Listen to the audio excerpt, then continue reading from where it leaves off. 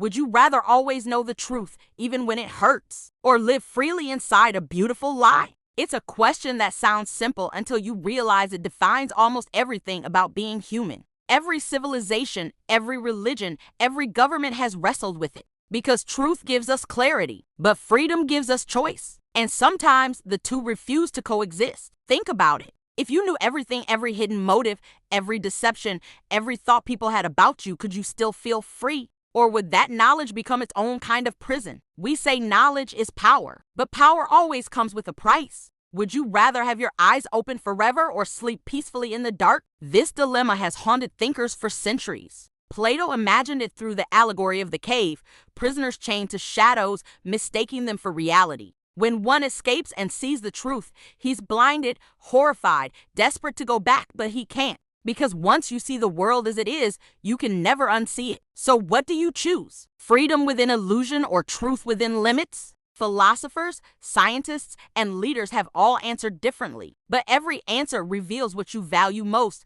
comfort or honesty, autonomy or certainty. Let's start with the first side, the pursuit of truth, because in many ways, truth built the modern world. Every scientific revolution began as a rebellion against comforting lies.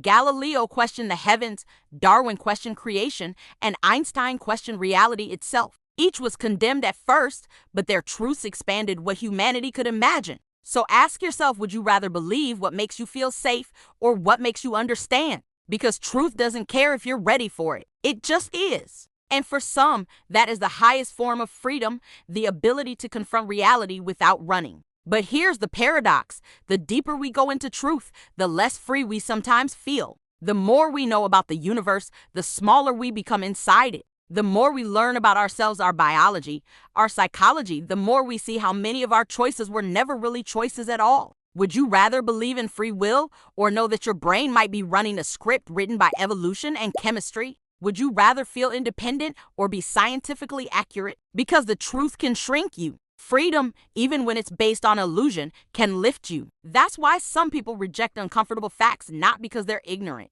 but because they want to protect their sense of agency. And isn't that, in its own way, a form of wisdom? Every truth seeker eventually hits a wall, the point where knowing more stops making you happy and starts making you heavy. You realize that reality is indifferent, and freedom is the illusion that something bigger cares. So which matters more, the honesty that hurts or the hope that heals? Maybe truth and freedom are two sides of the same coin, spinning endlessly between discovery and denial. Every generation flips it again. Every one of us decides where we stand when it lands. But before you decide, consider the cost of each. What happens when truth goes too far, and what happens when freedom does? And yet, freedom without truth is a different kind of cage. It feels wide open until the walls close in. A society that refuses to face reality ends up ruled by those who invent it. When comfort outruns honesty, propaganda becomes peace, and silence feels like safety. Would you rather be the one who questions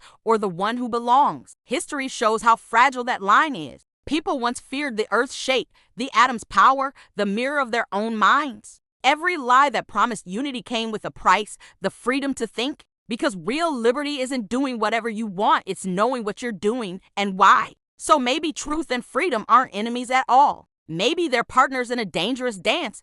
Truth pulls us back to reality. Freedom pushes us forward into meaning. And the moment we stop letting them challenge each other, that's when both begin to die.